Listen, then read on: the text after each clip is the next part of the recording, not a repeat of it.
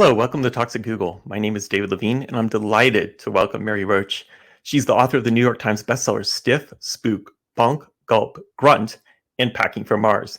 She's written for National Geographic, Wired, and the New York Times Magazine, among others. Her TED Talk made the TED 20 most watched list, and today we'll talk about her recently released book, Fuzz, When Nature Breaks the Law. So, we'll start with the questions. Mary, if you look back at where this started, what were the roots of this book?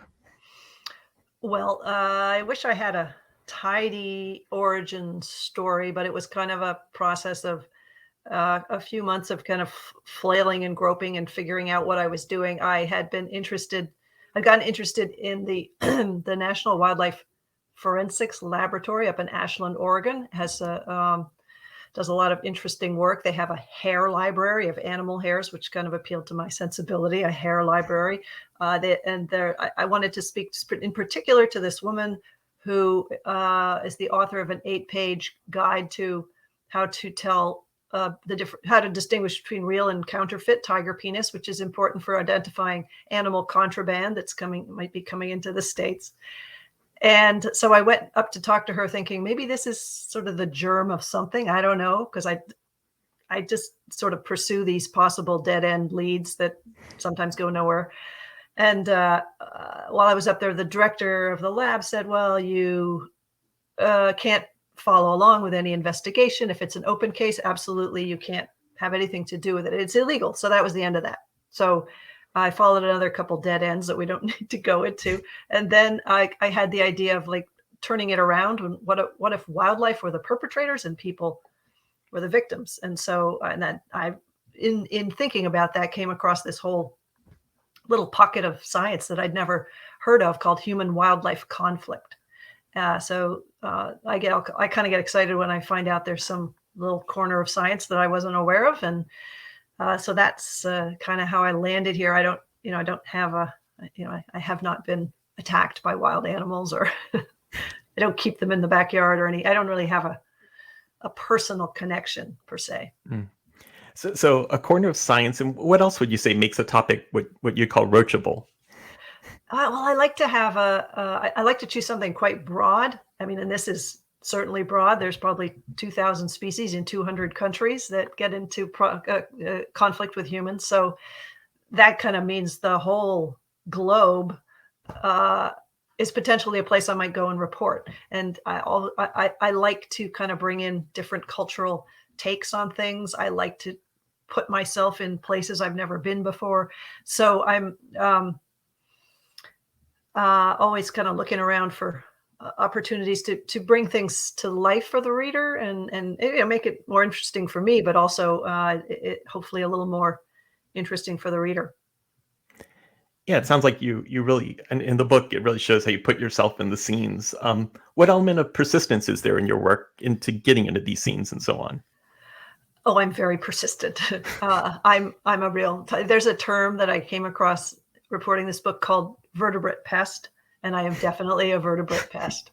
I'm like that for all of my books, because I think sometimes the things that you want, that I want to go do, are the things that maybe haven't been reported on before. And there's a reason for that, because people aren't really seeking exposure. I mean, from my first book, Stiff, was about people who do research with cadavers. And these are folks who don't, necessarily want a spotlight shined on them, because it can be taken, people can go, oh my God, look what they're doing to that body. It's like, well, yeah, because the person's dead and they have this gift. They don't feel pain.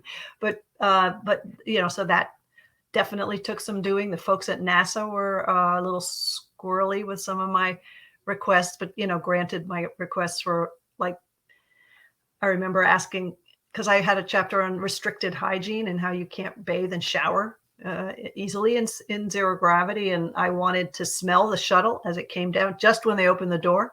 I wanted to be there. And they're like, no, you can't come here and smell the space shuttle. Go away, Mary Roach. So in this case, people were pretty welcoming. The Vatican was tough. I had this idea that I wanted to, because I was reporting something outside St. Peter's. There was a gull situation. And I thought, well, while I'm there, I'd really like to talk to the Pope.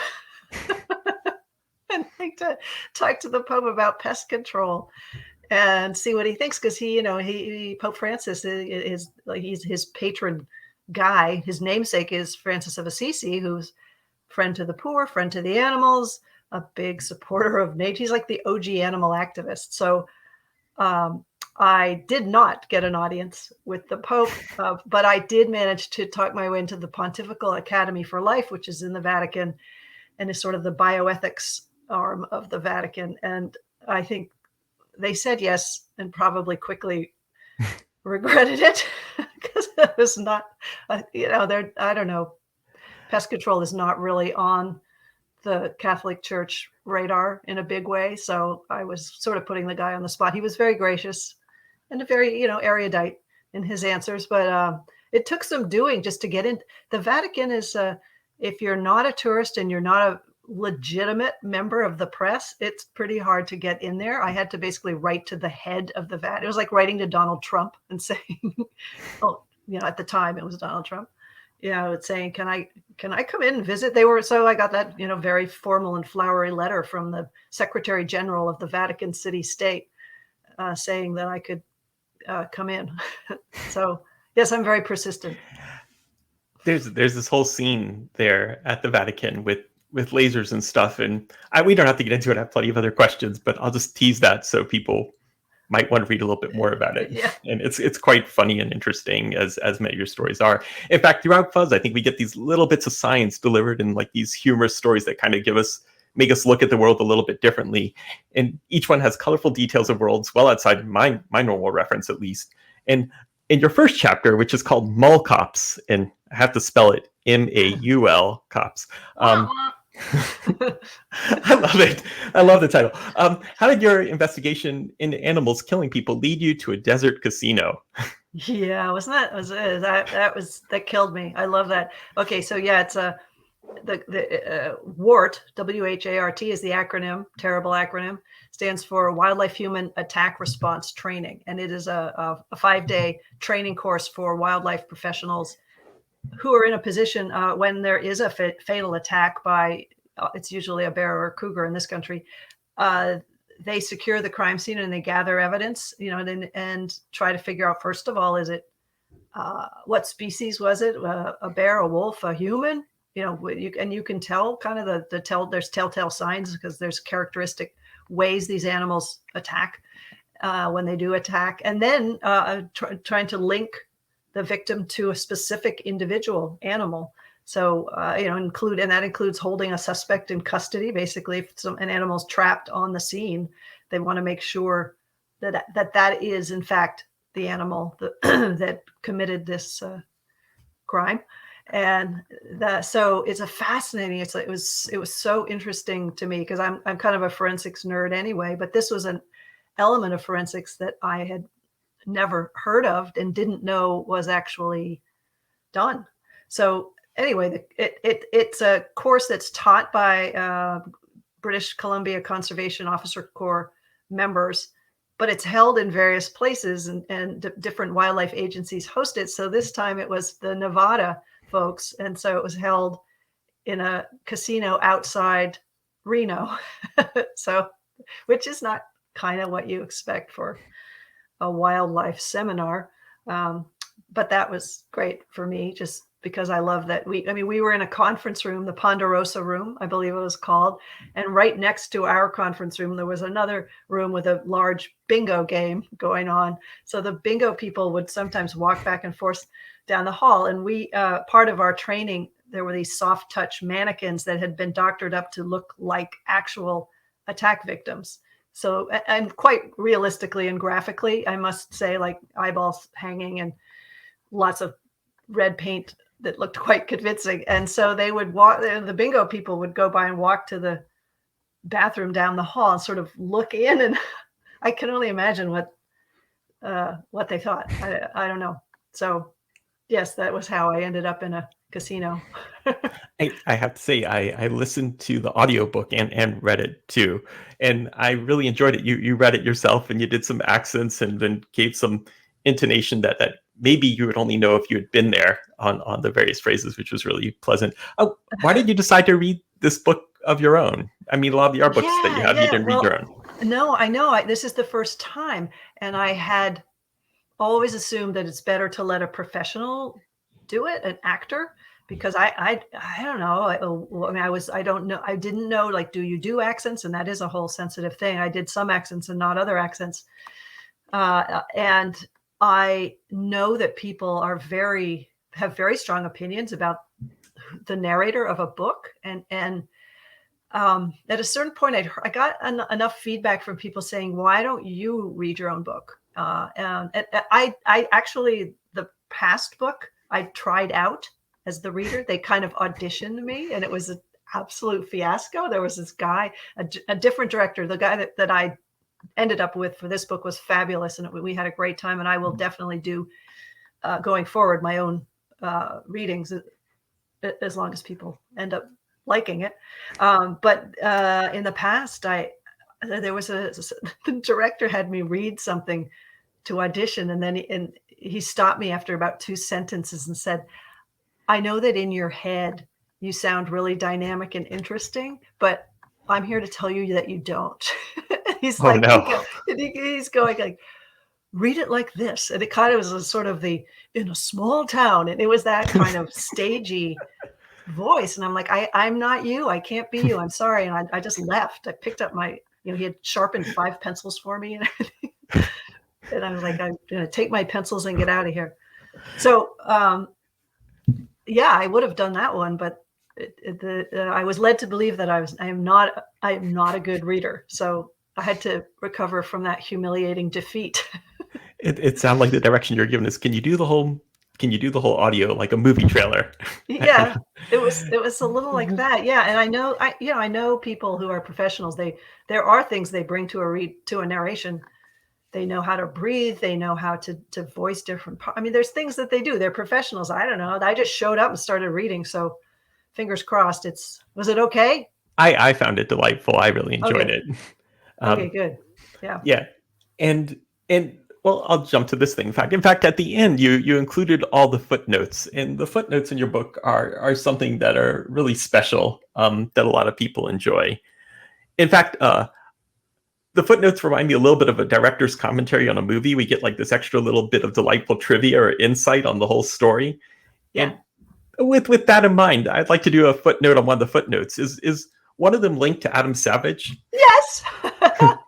One of them is in there because of Adam Savage. It has no place being in this book. It's way too long. It's almost 3/4 of a page long. And it has to do with some of the CIA's CIA medical intelligence work, which included capturing turds from visiting heads of state. And this is something Adam asked me we were doing an onstage conversation for my last book. Maybe it was for Gulp. It was probably for Gulp.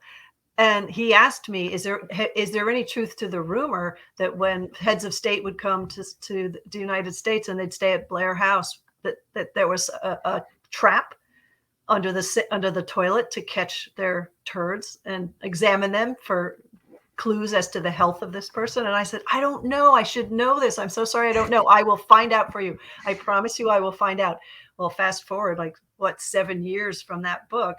And I stumbled onto somebody who had written in the Journal of Intelligence and Counterintelligence. This guy was working on a whole book about it. So I found a place where it fit and just shoved it in. And I sent a copy to Adam for sure. That's great. And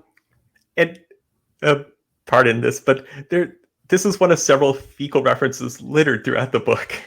Is there one is this one your favorite, or do you have another? Well, this one is in, appropriately enough, the chapter that has to do with doing population counts of animals by counting their droppings analysis, which was a whole art, an art and a science back around in the early 1900s.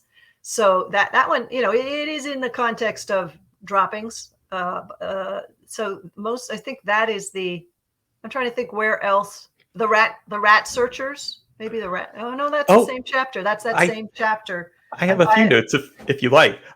There's something about elephants being paid more than other keepers at the zoo. Oh yes, that's right. I used to work at the San Francisco Zoo, and the elephant keeper, and also I believe the hippo keeper. So there were a couple of people who got a shit differential because they had to deal with copious amounts of animal feces. So yeah, I had in the elephant chapter, I had a footnote that had to do with and it's a large amount. I don't have it in my head, but it's in the footnote. I was amazed. 200 pounds, I think you said, per day, and that's mind blowing.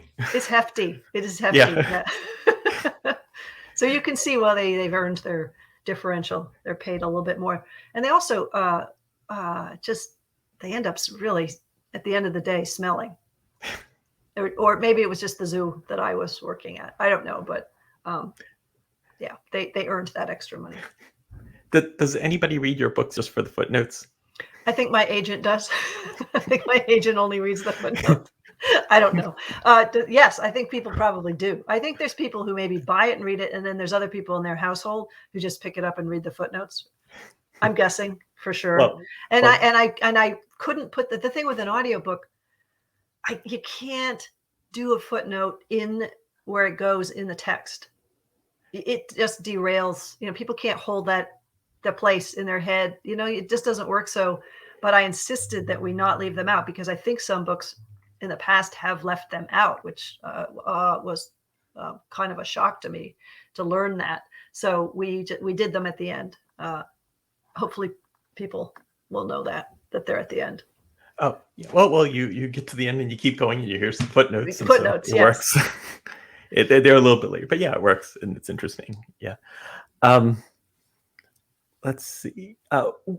Do you ever write any of the parts of the book where you make a joke or a reference just for yourself? Oh yeah, all the time. Yeah, I do definitely. All. Well, I also every book you make up a word that there's a and no one seems to notice. I mean, the copy editor didn't flag it. My editor didn't notice. I didn't hear. I haven't heard yet from anybody about that word. Did you notice it? I heard it. I didn't notice it, but I heard you mention it later. Yeah. Oh, okay. Yeah. Yeah. Well, I won't tell people. They can try to find it. It's a word that my husband made up, just as it means some yucky gunk. There's some blank. Just yucky, unidentified gunk.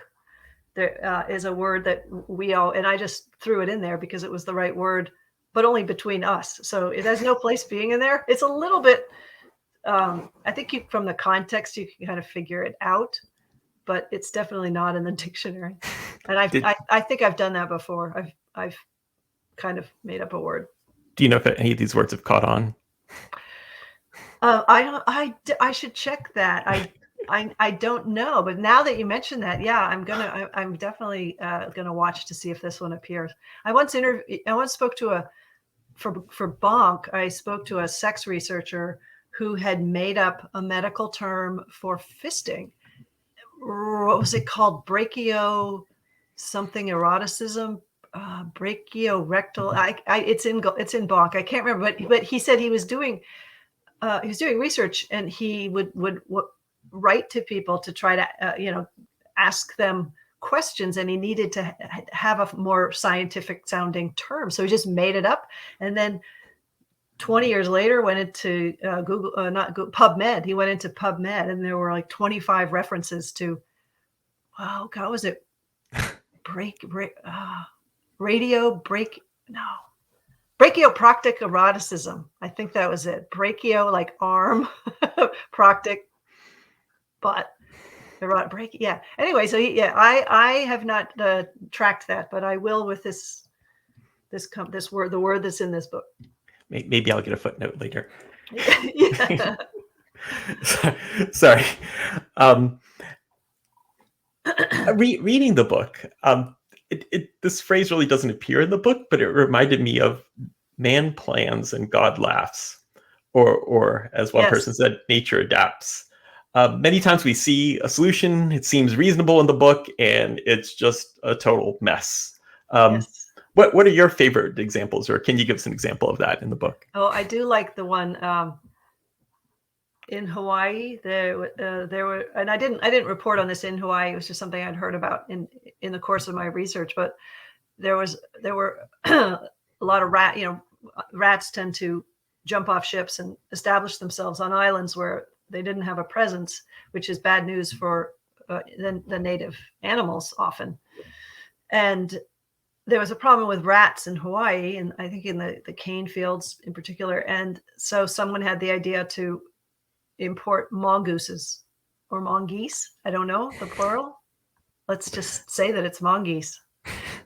Mongooses. Anyway, they imported those little tubular guys, and without thinking it all the way through, because the one species is nocturnal and one species is diurnal. So the rats, I believe, were the nocturnal, and the mongoose diurnal. I may have that backwards, but so the rats, were let out. The rats kind of, they got off the ships, looked around, and the mongoose looked around and didn't see any rats and proceeded to eat probably the eggs of birds and other native species. So that's a good one. And I asked somebody, is there one person who that kind of has to be blamed on? And he's like, yeah, there is. He didn't tell me who it was, but he's like, yeah, there's kind of one guy, and that's all. It's it's like there's like a highway interchange near our house that is so bad, and there's always traffic there. And I always think, who planned this? I just hope that this is on his commute. The person who planned this horrible interchange where everybody's anyway. So that's a good one. Yeah. And there's people, even when it comes to like trying to deal with agricultural pests, like, and I'm using that word pest that I don't like, and nuisance wildlife, conflict wildlife, whatever you want to call it. For a long time, there were efforts to just kill them all, just with in particular, the instance I write about in the book is blackbirds, which huge millions of blackbirds and other, grackles and crows and other black colored birds they're all migrating along this pathway that travels over North and South Dakota, which is where most of the sunflower crop is grown. So you have these people who are trying to keep birds from eating bird seed. Millions of birds from eating millions of sunflowers with bird seeds. So, and for a long time, one of what they were pushing for was just, better poisons and, better ways of killing them. But if you look at the efforts like that, they just don't work. It doesn't lower the amount of agricultural damage. It doesn't even lower the population year to year. There's just too many of them. And nature adapts, which is the line that you quoted. Animals have ways. If there's a good food source, they tend to have larger broods and shorter gestation periods. I mean, they do adapt. So when you remove a chunk of the population, there's now more food for everybody else, so they have more babies. That's and you can see that with some of those mouse plagues in Australia, and particularly in years where there's a lot of the production of by the trees and they call it mast, like they're dropping a lot of seeds and there's a lot of food available. The rodent population goes crazy, and so anyway, yeah, we tend to create some of our own problems. Yeah, I really enjoyed a lot of times in this book also how you go through one solution and you're like, okay, and then that didn't work, so they changed it in this way, and then that seemed sensible, and then that doesn't work, and so on. Yeah, the New Zealand situation is like that. Yeah. What the New Zealand situation is interesting in a lot of aspects in how they are trying to be humane about it. Can you tell us more about that? Well, sure. Yeah, the situation in New Zealand.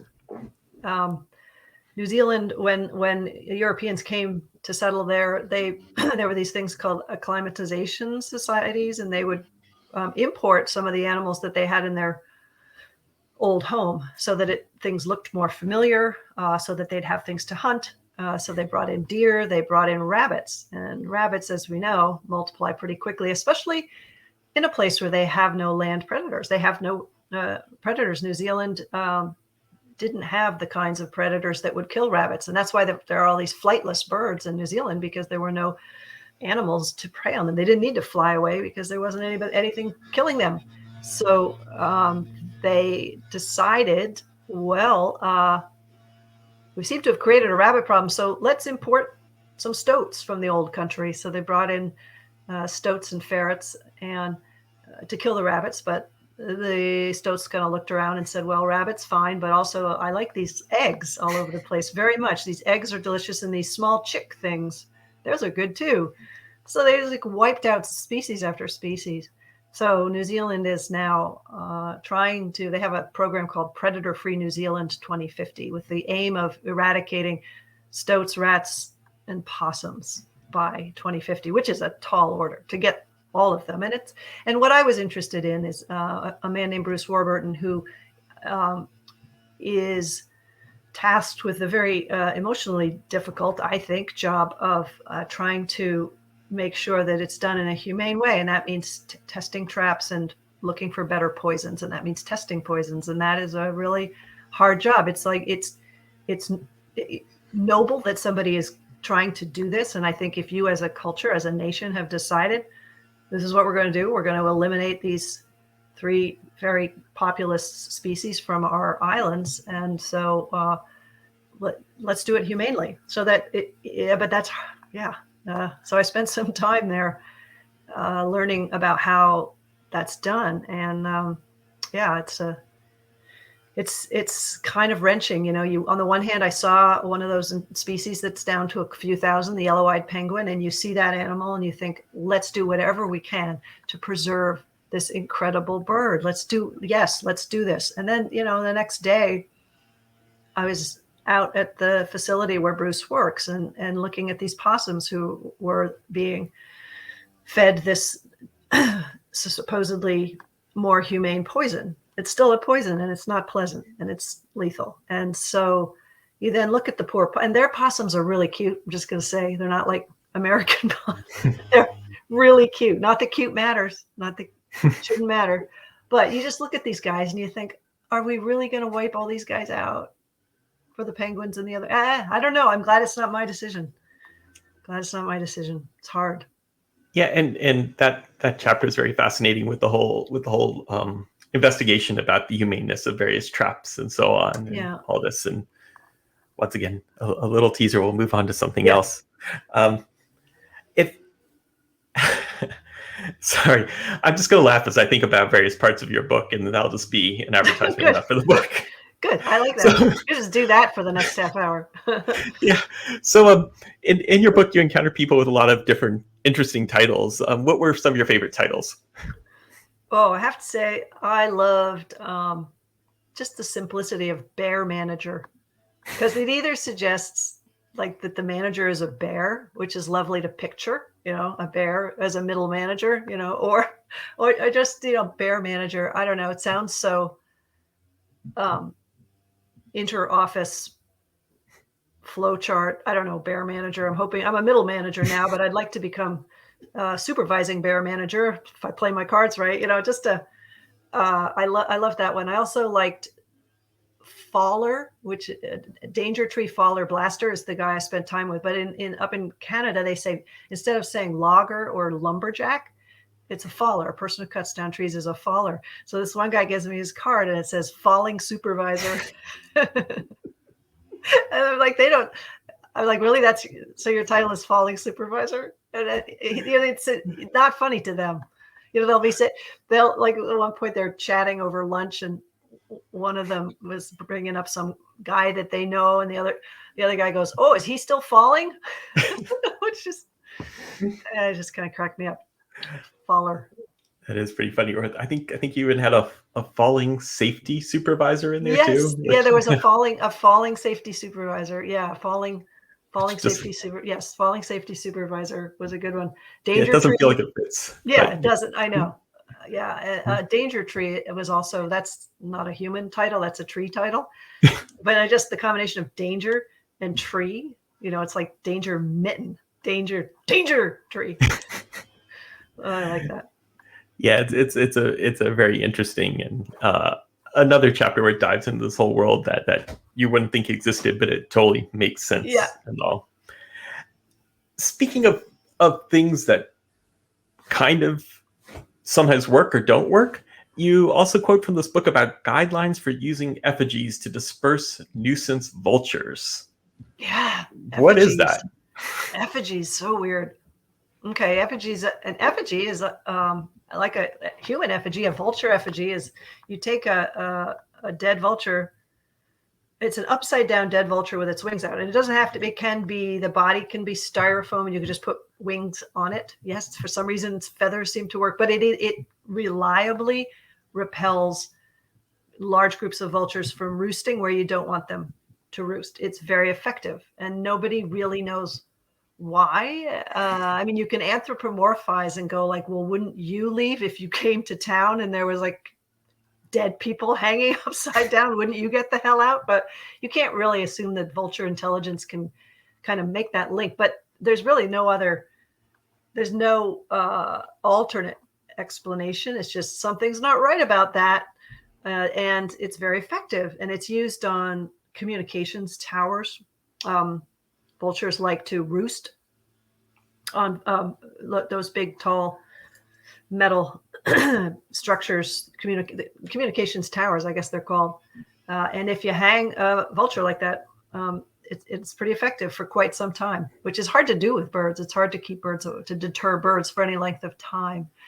And there was a place down in the Everglades where vultures started doing this, like coming into the parking lot and attacking people's windshield wipers and pulling off the seal from around the sunroof.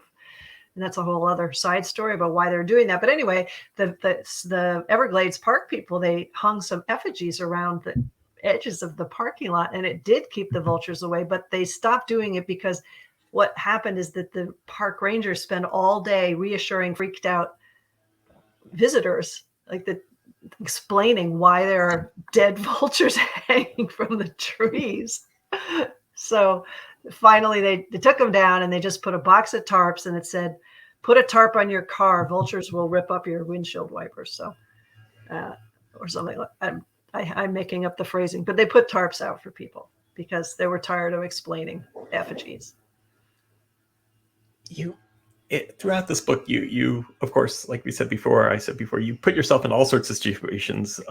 Some of them didn't seem that dangerous, but apparently were, and others seemed very dangerous. Are there any situations that frightened you in this whole thing? There was a time in India when I was up in the middle Himalaya where there are actually leopards that are actually man-eaters. That they unlike in other parts of India where there are lots of leopards in more southern parts of India, and they do sometimes get into tussles with people that kind of surprise them while they're sleeping or whatever. But for the most part, they're not preying on people as a food source. But up in the middle Himalaya, they do, and it's often small children. And anyway, I was walking in the evening around dusk, which is when this tends to happen. And I didn't time things right and took more time than I thought. And so was walking back at dusk along this road. And it was this road where I had come in the day before with this researcher who was pointing out all along the way places where people had been killed by leopards. Like that bus shelter, you see that bus shelter, an old man was sitting there, he was taken. That field there, a most audacious attack in the middle of the day. A young woman was taken. Like it was just this nonstop narration of bloody death at the hands of leopards. So I'm walking back thinking, you are so stupid. You're such an idiot. And it's not a road that's well traveled. There's no traffic. There are no people. It's just me walking along this road thinking, what an idiot I am. But anyway, I didn't see a leopard. I don't think you referred to it like this way in the book. I don't remember, but I think I have heard you refer to it as like the macabre tour of death as you went in or something. Yeah, pointing out all these things. Yeah, I forget how I described it, but it was the leopard death tour. The Leopard Death Tour. There you the middle of go. Himalaya. That was the same road that I was walking on. And throughout this book, you go to various places. It even leads you to car crash testing. How did it lead to car crash testing? Well, the book is broken down by crime. Obviously, animals are not committing crimes. They're following their instincts, and the crimes are written for humans. So I'm using that term facetiously or just for convenience as a way to refer to it. But it's broken down by crime. So the first half is your felonies: murder, manslaughter, home invasion, grand theft, sunflower seed. And then the back half of the book is more the misdemeanors: trespassing, littering, theft. This chapter was jaywalking. So I talked about it has to do with deer and camel and elk crossing roads and coming into conflict with people in cars. So and what you can possibly do about that. Also, why deer?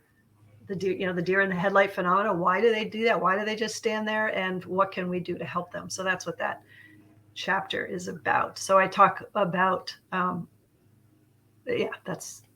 I talk about that. Good enough. Another teaser.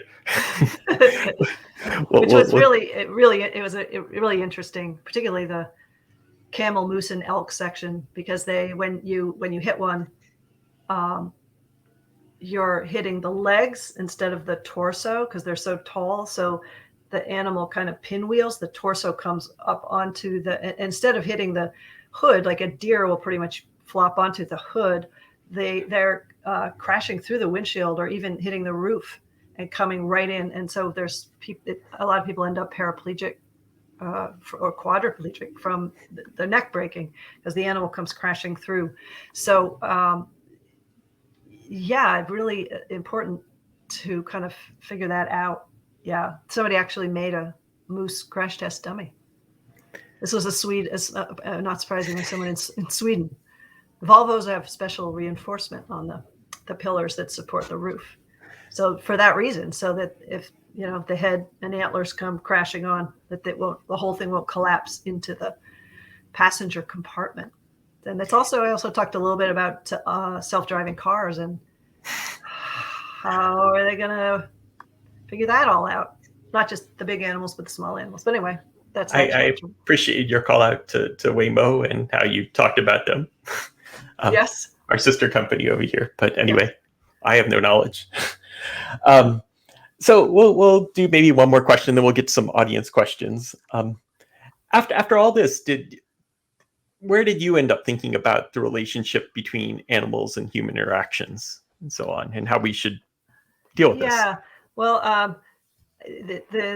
I think that just ended up with a greater appreciation for how, and this is true in all criminology, that prevention is so much better and more effective than punishment or trying to change things after they happen. So, they're just having more thought go into how do we avoid these conflicts. And there's some really nice developments in terms of coexistence and people who are actually not just talking about coexistence, but bringing into the same room members of like the ranching, hunting, and farming communities with people from animal welfare and conservation groups, and sitting down and talking and actually listening and trying to understand where the other person's coming from and building some sort of bridges to compromise. And so that is getting more traction, and that is great. So I came away a little bit hopeful about that. Yeah. Sounds great. Let's go with some audience questions. Sure. And so our first question comes from Erin. One thing I appreciate about your books is the attention to particular detail. Do you naturally focus on the peculiar detail, or is it something you developed over time? How much is a conscious style choice? Oh, great question, Erin. Thank you. I guess I have always been attracted to just weird little details. I'm trying to think back to a time when I wasn't like that, and I'm drawing a blank. So I think it's just my nature to get really excited about, some new term or phrase or just the details. And that's why I go places for the books, because I couldn't get that stuff through a Zoom conversation. I need to just be there for a few days making an absolute pest of myself. So yeah, I think it's just how I'm wired. Okay, let's go with the next question. We'll come back to the other one. Ivy says Stiff is one of my favorite books and inspired me to take a course on death and dying in college. But I've always wondered, how do you choose the subject matter for your books? Which is similar in some way. Yeah. Well, thank you. Thank you, Ivy. That book in particular was just the product of my wandering around in the basement of the UCSF Medical School library. In the basement is where all these sort of out of date books and journals are that nobody ever looks at.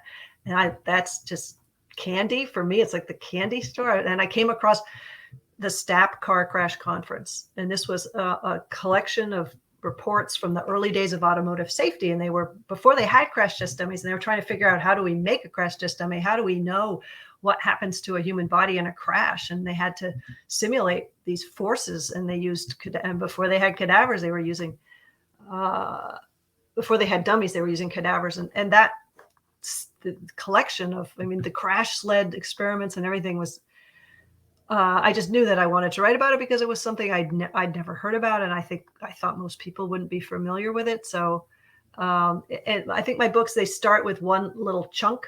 And then I think, what would be the book that would go around that? And in that case, it was more, I talked to an agent had contacted me at that time, and we had a series of conversations. And so it kind of grew out of that. So it's kind of a random process. It's rarely me thinking, I am passionate about this topic and have always been and must write about it. It's never that. It's just I stumble onto something. I think this is a direction that will be very roachable. There'll be lots of, like Bonk was an obvious one. The study of sexual physiology, bringing humans into a laboratory setting, and particularly before, in the 50s and 40s and 50s and 60s, when it was still quite taboo. I knew that delightful awkwardness would translate well for my sensibilities. So it's just I know it when I see it, I guess. I think we have a question from Andrew. Your book titles and subtitles are a great combination of eye-catching and thought-provoking. Do you come up with a title before you've written the book, or does it happen later in the process? Oh, this is a great question, particularly with this book. Thank you for asking that, Andrew. This book, I had Fuzz on the book proposal when I sold the book, but then I had the idea to call it Animal Vegetable Criminal, which I quite liked. And I was very excited about having 9 syllables and 3 words, because I never do that.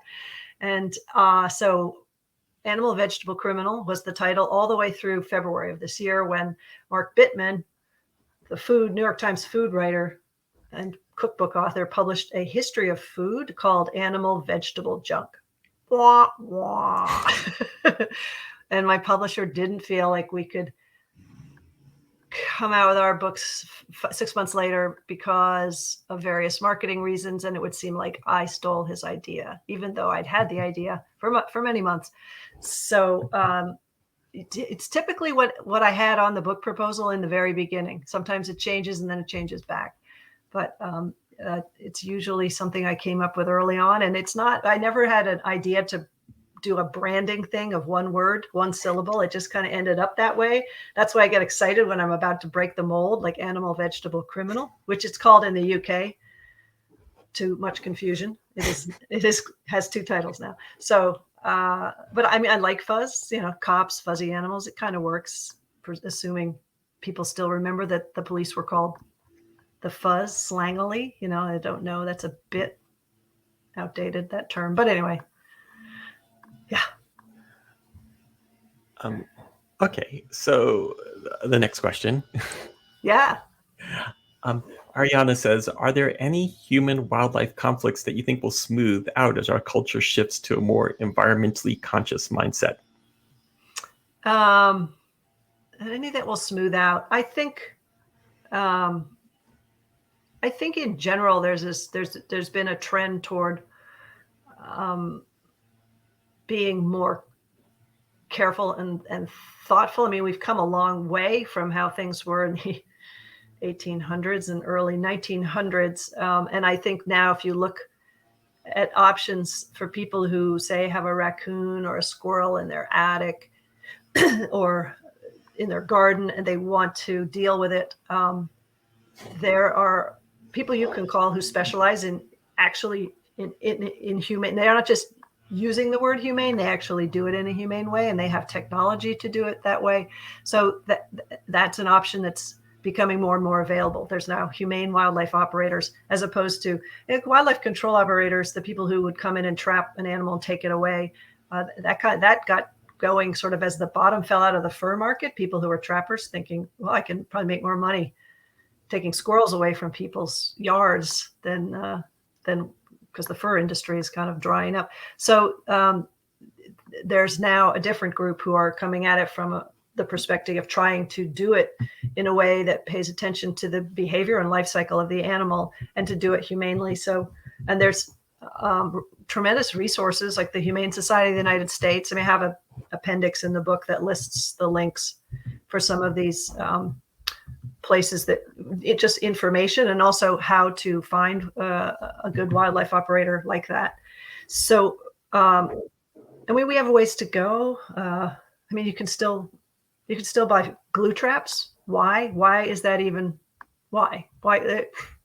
There's other ways that are so much more humane to deal with rodents, and yet you can still buy glue traps in this country. I mean, they're outlawed in parts of Europe. But anyway, I don't even remember what was the question.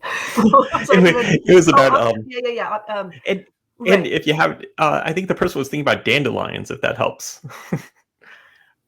I'm not sure the exact context there, but they said the rise and fall of dandelions. Yeah, they put a part 2 on it. Oh, I don't know anything about the rise and fall of dandelions, but I do think people have in this country. I mean, I live in California, and a lot of the plants that people can buy at the store would be called weeds, like in a traditional English garden or something. I mean, my yard is probably full of plants that are considered weeds, but they're beautiful flowering plants. So how you define a weed is an interesting debate. I'm not sure if that, or maybe she was talking about foraging and eating dandelions. I don't know the dandelion issue, but anyway. Okay, well, we'll go with the next question. Okay. Sandeep asked, how do we determine the true value of natural resources? What is the price of a living tree, alpine, lake, or glacier? Oh, good question. I don't know if anybody's put a dollar amount on it. I do know, yeah, and like I was surprised when I was working on Stiff to learn there is a dollar amount put on human life, when trying to decide when there's say a plane crash, like compensating people in lawsuits, et cetera. And I don't have the figure, but there's a dollar amount on a life, and there's dollar amounts on dead body parts. I'm not even answering your question. I'm doing that thing where somebody asks a question and you turn it around and give them something that they didn't ask. But I don't know. I think it's a good question, and I don't know if there is any kind of a dollar amount. But I think there used to be, sadly, a dollar amount because there were bounties on wolves and coyotes and bears and mountain lions in the United States for many years. There was a dollar amount on the dead animal. And then, with in the 60s with environmental groups and animal welfare groups, I think there has been a public embrace of these animals as having intrinsic value. What that value is dollar-wise, I don't know, but there is that now, that they have a value as living entities and not a set of ears or whatever you brought into the collect your bounty. I feel like in the book, it isn't quite this question, but you touch on a related topic. Like, is there some trade-off? Like, can we allow some level of a tax or whatever else to happen as kind of like this trade-off? Like, what is the right trade-off? Yes, right. I do talk about that in the book, and right, like saying, given that it is so rare that somebody is killed by a bear, like what if we just let the situation go and accepted that at some point someone's going to get killed? And I compared it to airlines. People, they keep flying even though every now and then a bunch of people are killed in a crash. The are two differences. One being an airline generates income to offset the costs of the lawsuit, the liability. And it's actually the same reason. Liability is the other reason that if you just monitor a situation and you don't take action, you, the wildlife agency, are legally liable to some extent for if there's a death. And there's been a couple of multi-million-dollar payouts in situations where the wildlife agency chose not to take action and to monitor the situation with a bear that was coming too close and getting into people's homes, I guess it was. But and another case where, so liability is so often is the case in our culture. Liability is one of the factors that puts the brakes on these things. So Emily has a timely question. I think it'll come up shortly, but I'll start asking. Emily says, when I think about human-animal conflicts, COVID comes to mind. This isn't quite the topic, but did things like humans getting close to nature and therefore do diseases come up at all? No, I didn't write about that, but that's definitely going forward. We're going to be seeing more of that. I mean, I think everybody agrees, and it's we are expanding our range. I mean, we, like wild animals, have a range, and we're expanding ours at a pretty fast clip. And so we, in particularly fertile, in terms of biodiversity areas, you're coming into contact with just dozens of species and species that we have not encountered, come into close contact with before. So I would imagine going forward, it's a different kind of conflict, but that will be happening more. Yeah. Yeah. So Katie has a question now. Yeah. What does your writing process look like, and does it differ from book to book? Oh, my writing. Thank you, Katie, for asking about my writing process. It's pretty similar from book to book in that I am usually reporting a chapter. I'll be writing one chapter as soon as I get enough material from my reporting. So I don't do all the reporting first and then write. So my writing is broken up by my research. And I do that because I have to. I want to write it while it's still fresh in my head. I want to be able to remember what I've seen with some clarity and detail. So I try to write the chapter pretty soon after I've reported it, and that helps a lot. But the writing process, I often go to a cafe. There's a couple of cafes near where I have an office with a bunch of other writers, and for some reason, even though I've got a space that's private and quiet, I find I like the noise and the music as a cafe that plays music, and it for some reason helps me focus. So I've done that more, and that is a recent development. I didn't do that with some of my first books, and I always thought that I liked silence, but I don't. I have some related questions. It sounds like you take a lot of notes. What percentage of your notes make it into the book? Oh, maybe 2%.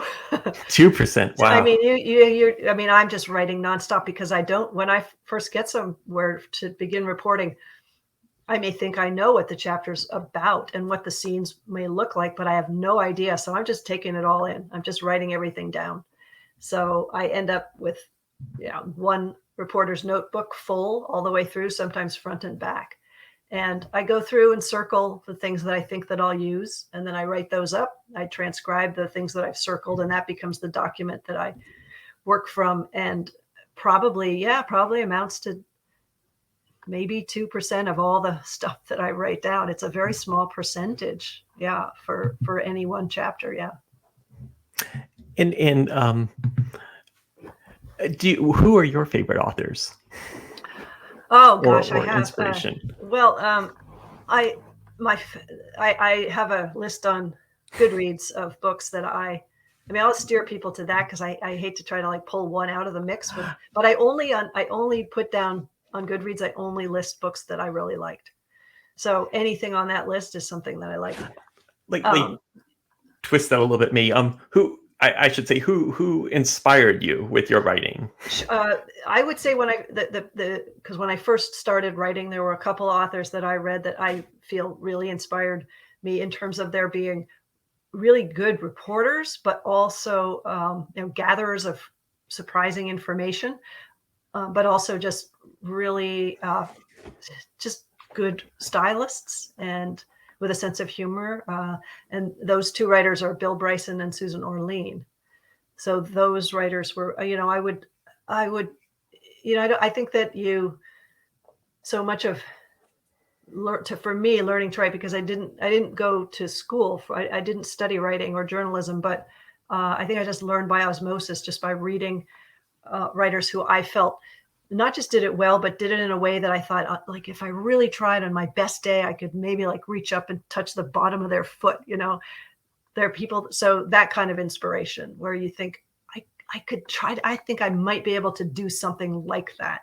So those two authors, I remember just thinking that's what I'd love to do, that kind of writing that combines research and kind of attention to style. Yeah.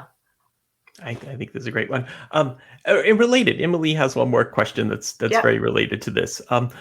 What did you major in, and how did you get into writing, specifically science writing, and what mentors supported you? Yeah. Well, I majored in psychology at Wesleyan, and it was because I did that because I wanted to travel my junior year. I wanted to be gone the whole year, and the psych department was pretty lax about transferring credits. They're like, yeah, that'll be fine. Yeah. So I went to some crappy polytechnic in London, but I had, breaks between semesters, and I stayed over the summer, and I did a lot of traveling. I went down to Morocco and Greece, and that was sort of where I realized how much I loved traveling and just exploring the world.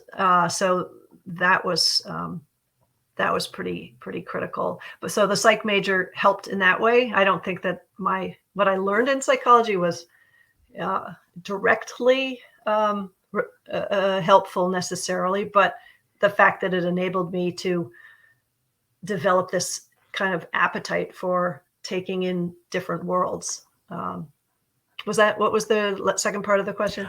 Did you have any mentors who supported you? Oh, no, not really. Just in my own head, just, writers that I really liked that I never spoke to them, but they kind of inspired me just passively. It sounded like you had an editor that you followed some, though, that kind of like pulled you into another place too. Oh, well, I've had the same editor for all of my books. I had editors, magazine editors as well, that were tremendously supportive and helpful when I started out writing, because I didn't really know how to write a feature. And so there were Susan West and Michael Gold, and were early editors that I had from it's a magazine that doesn't exist anymore. But the people at that magazine were tremendously helpful. And my own editor now, Jill Bylowski, has been really helpful. Well, we'll wrap up with this one last question. It's from Alan, and he says, did you find any good stories of animals following the law? I wanted to report. I know this chimpanzee researcher, Jill Pritz, who studies the Fongali chimps in the east of Senegal. And I asked her about that. I said, do chimpanzees ever enforce laws among their own culture, their own community? And she said yes, and they do. There is sort of a, they'll punish lawbreakers in a way. I don't remember the details of it, and I had thought maybe I would report on that, but it never came to pass, unfortunately. But apparently the chimps do kind of police themselves. So that's the only example I have of that. But that's a great question. Well, thank you so much for talking to us today. The book is Fuzz.